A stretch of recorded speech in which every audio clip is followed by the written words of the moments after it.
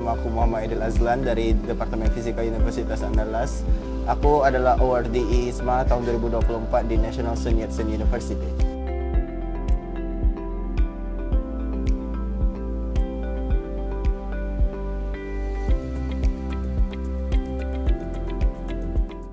Well timer, jumpa lagi dalam program Apa Kata Mereka. Masih ingat dengan wajah yang satu ini? Halo.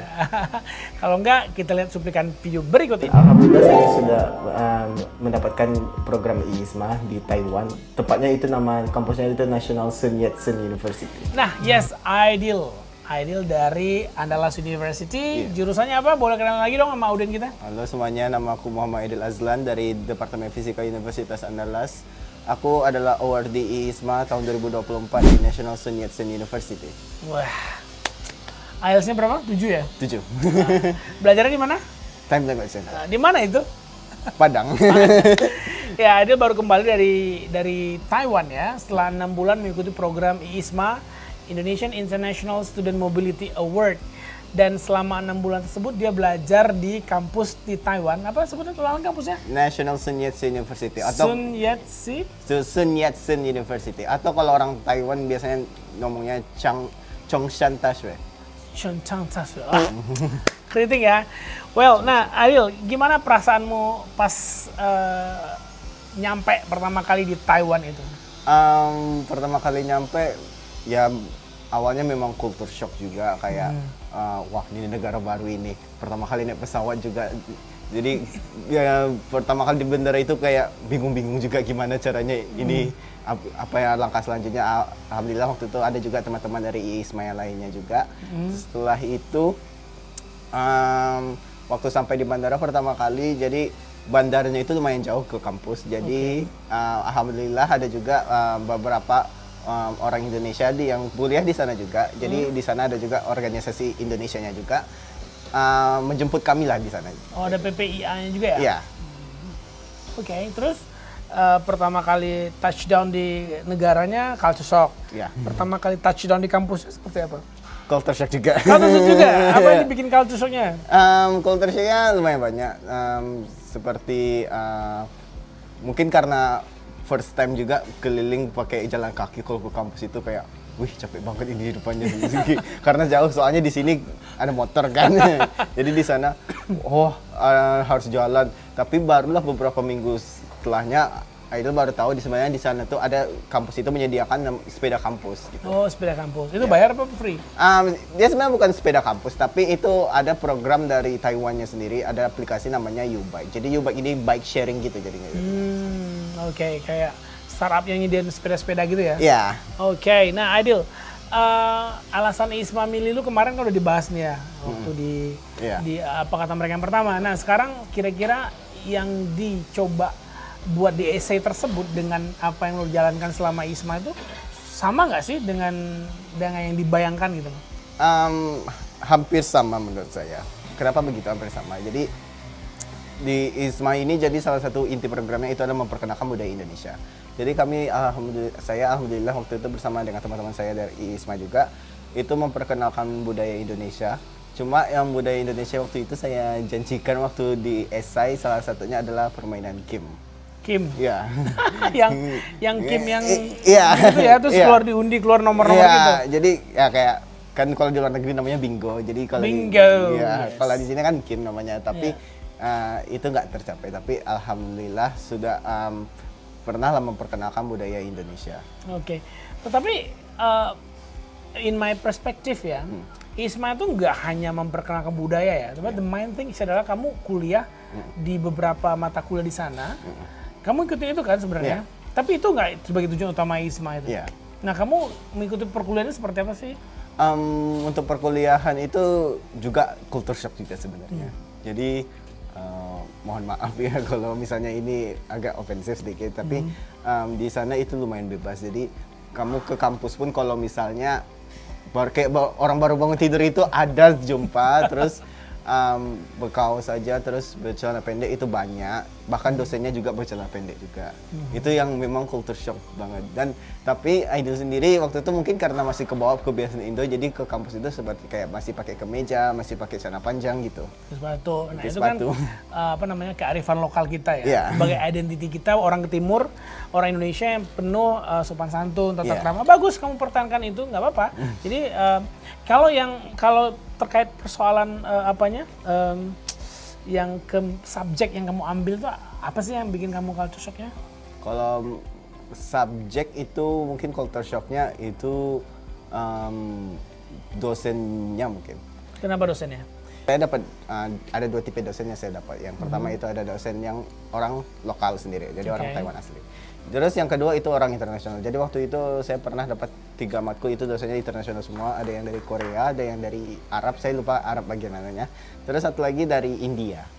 Nah, jadi saya perhatikan dosen-dosen ini berbicara menggunakan bahasa Inggris juga.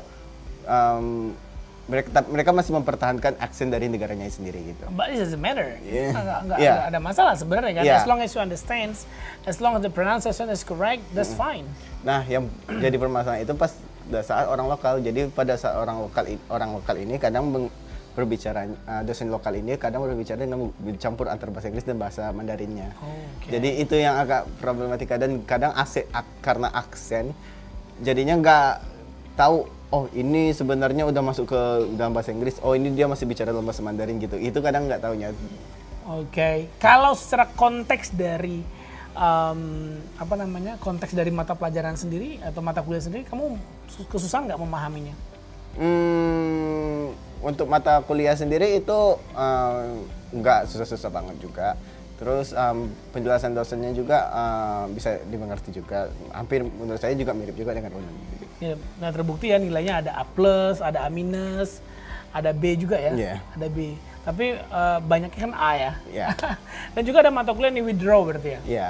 Jadi di sana ada pada saat tengah-tengah semester, kalau misalnya ada matkul yang kita nggak sanggup ini, itu kita bisa drop di tengah-tengah semester. Oke, kemampuan kamu secara konten dari keilmuan kamu adalah fisika, dan juga kemampuan bahasa kamu itu, yang mana yang paling jadi obstacle banget buat kamu?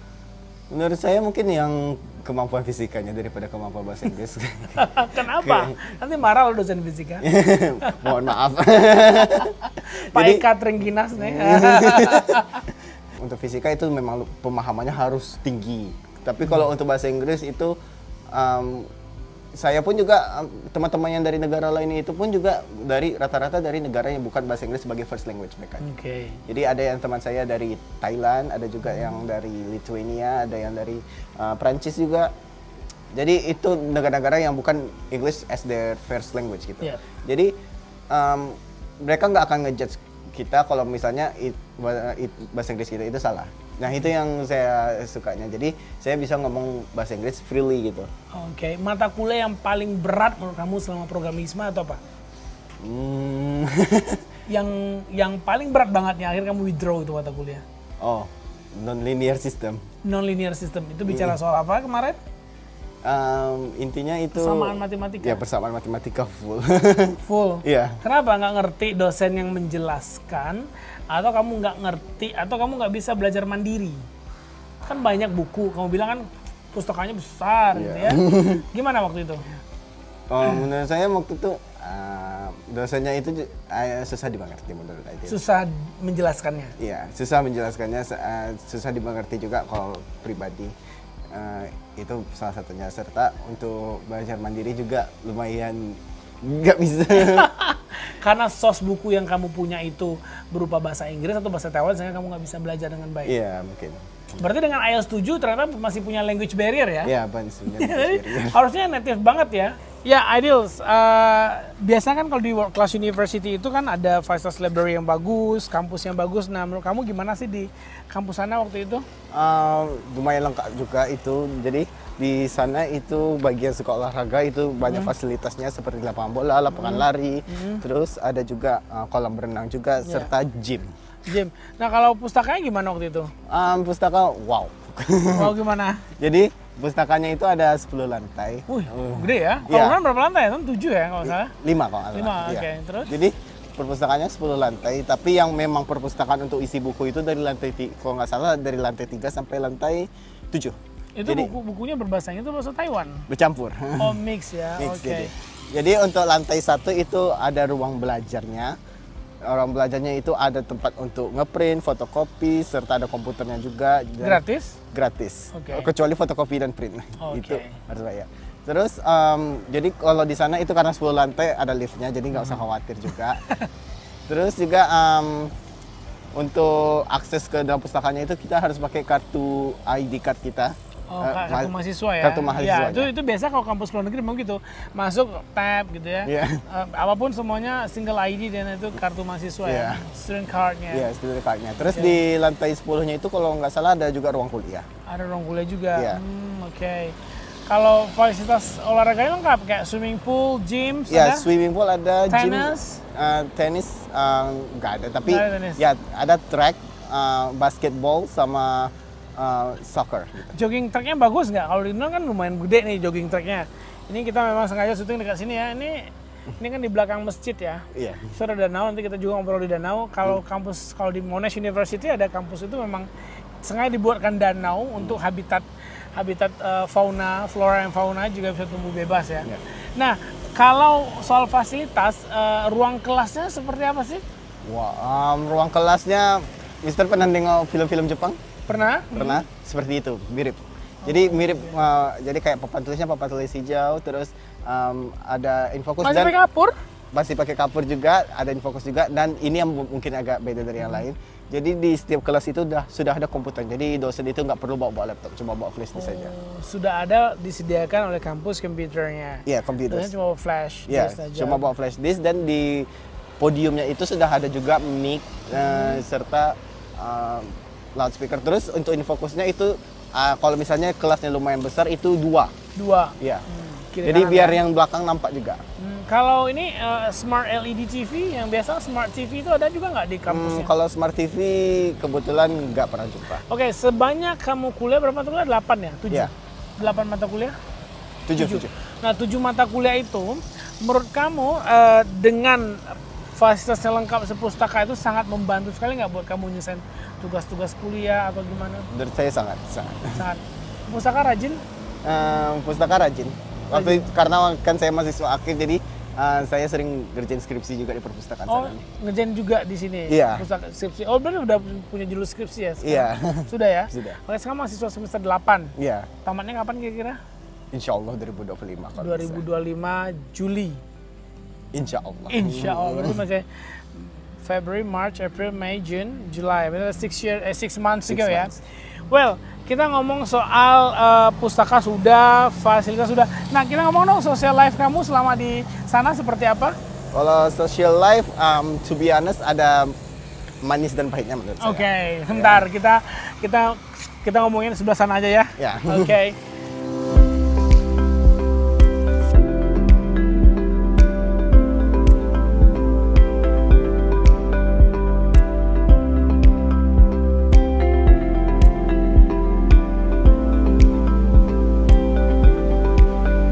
Kita mau ngobrol soal social life dari kehidupan ideal di Taiwan. Nah, kalau di kampus yang sana, kampus di Sun Yat-sen itu kan kalau di kampus-kampus top dunia lainnya kan suka ada tempat-tempat seperti ini ya. Di belakangnya danau. Nah, kalau di sana ada nggak yang kayak gini? Kalau danau nggak ada. Nggak ada ya? Nggak ada. Kolam-kolam ikan juga nggak ada? Nggak ada, tapi kampusnya dekat pantai. Oh, kampus dekat pantai. Kayak UNP ya? Jadi kampusnya kalau menurut saya itu perpaduan antara UNAN dan UNP, sama-sama di bukit dan dekat pantai. Oh, bukit, terus langsung pantai? Iya. Kalau UNAN di bukitnya aja, pantainya jauh. Kalau UNP di pantai aja, bukitnya nggak ada. Oke, nah Adil, social life kamu kan ya biasa lah ya, abis kuliah pasti kalau di Padang jalan-jalan kemana sih? Pantai. Pantai, Taplau. Taplau. Kalau di sana kemana?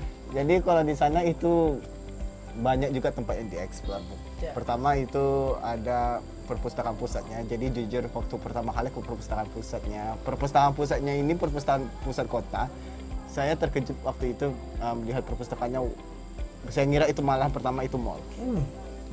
Karena saking bagusnya dan bangunannya itu wow. menurut saya.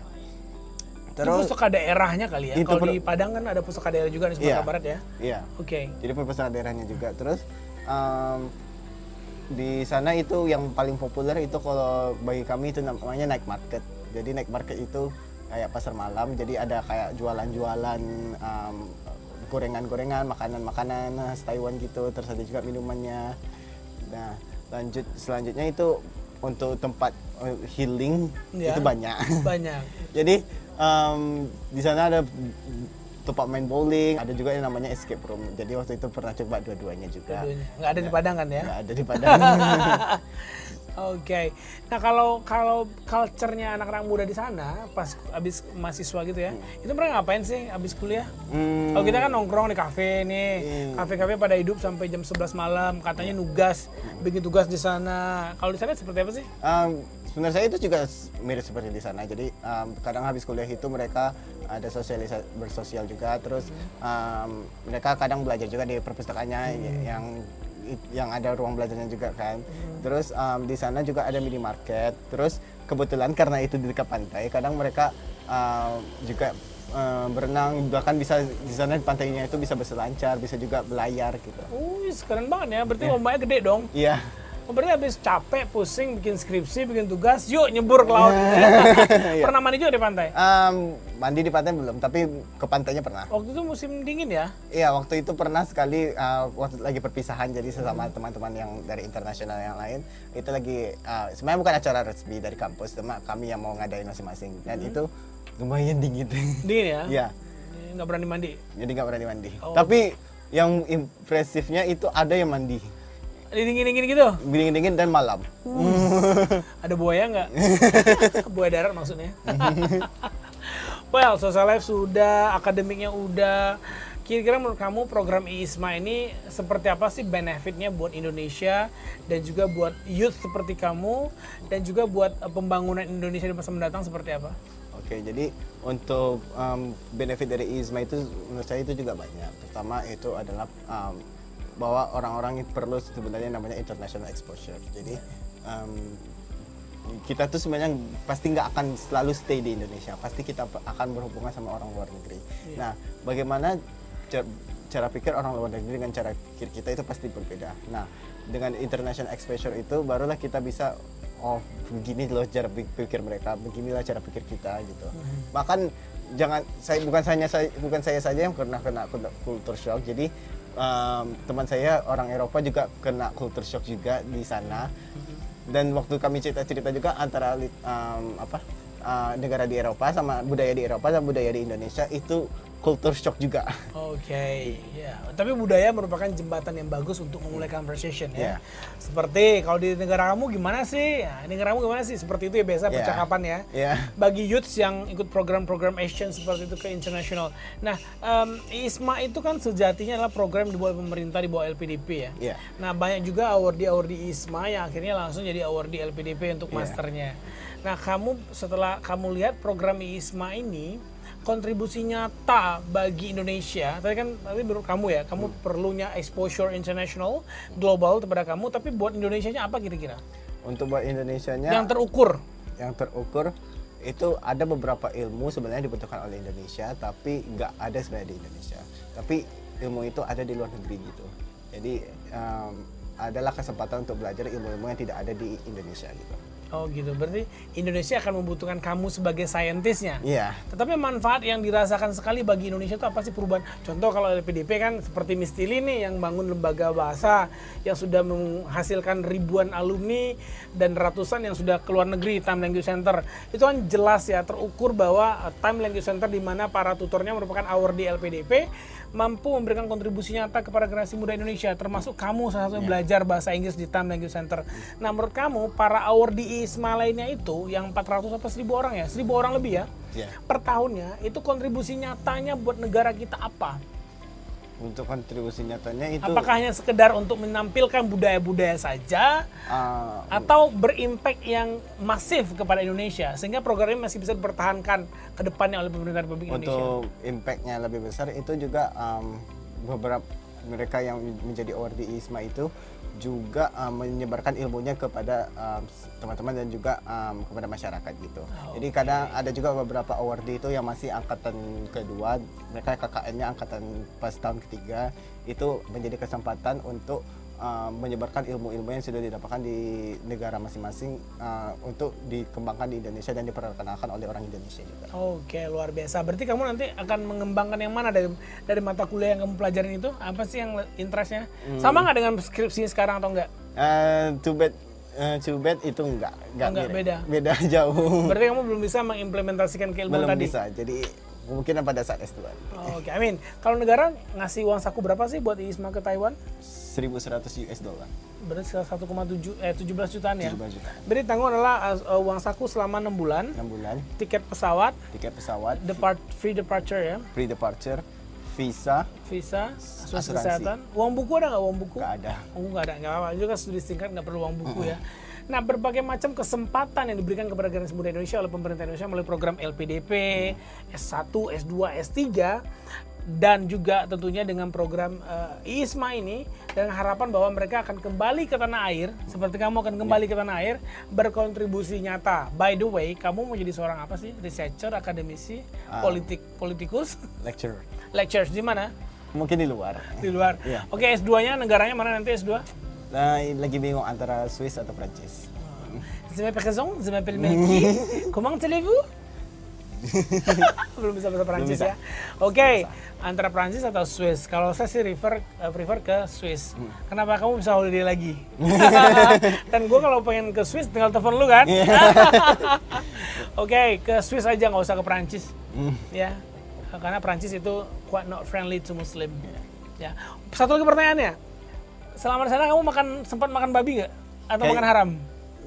Mungkin saya nggak tahu sendiri sebenarnya, tapi kayaknya pernah. Pernah kemakan? Kemakan. Tanpa sengaja? Iya.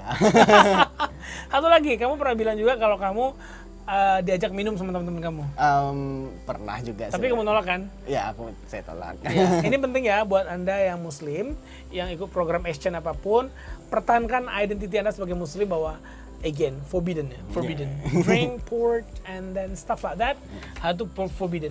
Oke, kamu sebagai youth dan sudah kembali ke Indonesia, dan insya Allah mudah-mudahan lulus ya segera dari Andalus University dan bisa lanjut S2 ya tentunya, S2 dan S3. Kamu pesan apa sih buat anak muda yang masih malas belajar bahasa Inggris? Pesan saya, jadi untuk anak muda yang masih bilang bahasa Inggris itu nggak penting, itu salah. Itu salah. Karena dunia ini selalu berkembang dan seluruh orang itu bergerak dengan cepat, serta komunikasi terjalin dengan sangat baik daripada tahun-tahun sebelumnya. Jadi semakin maju, semakin bertambah tahun, maka komunikasi antara negara itu penting. Jadi perlu bahasa Inggris. Bahasa Inggris. Oke. Coba dong belajar bahasa Inggris di mana? Time Language. Lagi di mana itu? Di Lapai. Oke. Aidil, boleh dong ngomong pakai bahasa Mandarin sedikit, memperkenalkan diri kah atau apakah itu namanya? Silakan. Oke. 大家好，我叫安奈德，我是印度人。 Artinya? 大家好 artinya halo. Ta Cha Hao itu untuk semuanya. Kalau biasanya kan ni hao itu untuk satu orang aja. Okay. Tapi kalau orangnya ramai Ta Cha Hao. Ni hao mah satu orang, Ta Cha Hao ya semua orang. Ya. Nah, terus 我叫安爱德. Nama saya Muhammad Aidil Hasan. Itu nama Chinese saya. An Aidil. Ya. Ada nama Chinese langsung? Waktu itu kan karena saya ngambil course pengantar bahasa Mandarin. Jadi di kelas pengantar bahasa Mandarin itu kami dapat nama Chinese masing-masing. Oke. Ta Cha Hai. Apa nama tadi Mandarinnya? An Aidil. Wah. Bahasa Mandarin juga merupakan bahasa yang perlu kita kuasai sepertinya ya, karena Tiongkok semakin meluaskan daerahnya, one belt one road ya, obor.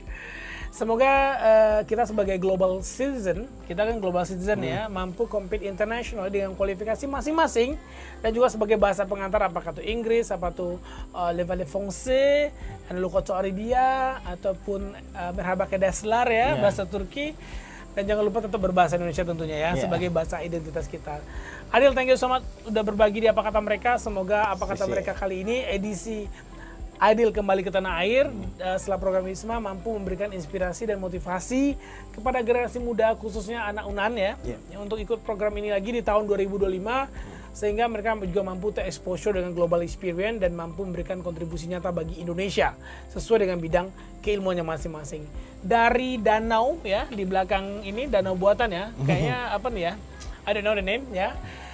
Kita undur dulu, semoga tayang ini memberikan inspirasi. Terima kasih sudah menonton, jangan lupa untuk di like, share, and subscribe YouTube channel dari Time Language Center. Sampai jumpa, assalamualaikum warahmatullahi wabarakatuh. Zaijian.